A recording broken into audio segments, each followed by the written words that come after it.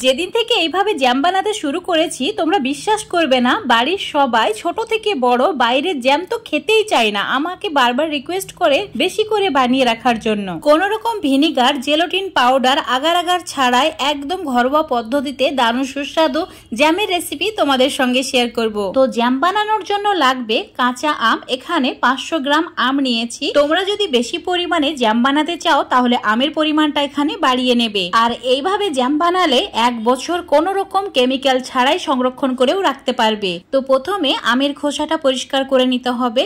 2টি আমের খোসা পরিষ্কার করে নিয়েছি। এবার এইভাবে পাতলা পাতলা স্লাইস করে কেটে নিতে হবে। আমের বীজটাকে ফেলে দেব, তাই এইভাবে পাতলা একদম স্লাইস করে কেটে নিচ্ছি। এবার ছোট ছোট টুকরো করে কেটে নিতে হবে যাতে এটা খুব সহজে সেদ্ধ হয়ে যায়। এখন আমের টুকরোগুলোকে ভালোভাবে পরিষ্কার করে ধুয়ে নেব, তারপর সেদ্ধ করব। তো সেদ্ধ করার জন্য চুলোর ওপর একটা কড়াই নিয়েছি আর কড়াইয়ে 5 গ্লাস জল অ্যাড করে দিয়েছি। 500 গ্রাম আমের জন্য 5 গ্লাস জল অ্যাড করতে হবে। এবার আমের টুকরোগুলো কড়াইয়ে অ্যাড করে দেওয়ার পর চুলোর ফ্লেমটা হাই রেখে 10 মিনিট রান্না করে নিতে হবে। 10 মিনিটের মধ্যে আম খুব ভালোভাবে সেদ্ধ হয়ে যাবে। এখন তোমাদের 10 মিনিট পর দেখাচ্ছি। দেখতেই পাচ্ছ আমের কালার পুরো চেঞ্জ হয়ে গেছে আর আম ভালোভাবে সেদ্ধ হয়ে গেছে। চুলোটাকে অফ করে দিচ্ছি, হালকা একটু ঠান্ডা করে নেব। এবার যে কড়াইয়ে জ্যাম বানাবে সেই ফ্রাই প্যান বা কড়াইটা নিচে নিয়ে নিতে হবে। তারপর একটা ছাকনা বা এরকম ঝান্না নিয়ে নিতে হবে, তার মধ্যে সেদ্ধ করা আমটা ঢেলে দিতে হবে আর একটা হাতা বা চামচ দিয়ে ঠিক এইভাবে ম্যাশ করতে হবে। আমের পিউরিটা মসৃণ ভাবে বের করে নিতে হবে। এক্সট্রা যে এই আমের পিউরিটা রয়ে গেছে, মানে এই যে মোটা মোটা অংশটা আছে, সেটাকে ফেলে দিতে হবে। এবার এখানে 150 গ্রাম চিনি নিয়েছি, কাপ হিসাবে মাপ করলে 2 কাপ হবে। আর অ্যাড করে দিচ্ছি সামান্য পরিমাণে ফুড কালার। এই ফুড কালারটা সম্পূর্ণ অপশনাল, তোমরা চাইলে দিতেও পারো আবার না দিতেও পারো, আবার অন্য যে কোনো কালারও অ্যাড করতে পারো। এবার ভালো করে মিশিয়ে নেওয়ার পর চুলোর উপর বসিয়ে দিতে হবে। চুলোর আঁচটা হাই করে রেখে 10 মিনিট রান্না করে নিতে হবে।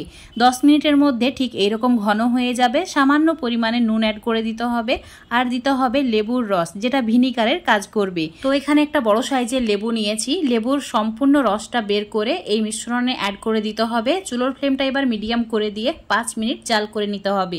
এখন তোমাদের 5 মিনিট পর দেখাচ্ছি। দেখতেই পাচ্ছ এটা অনেকটা আঠালো হয়ে গেছে। তো চুলোর ফ্লেমটা একদম কমিয়ে দিয়ে চেক করে দেখে নিতে হবে এটা সেট হচ্ছে কিনা।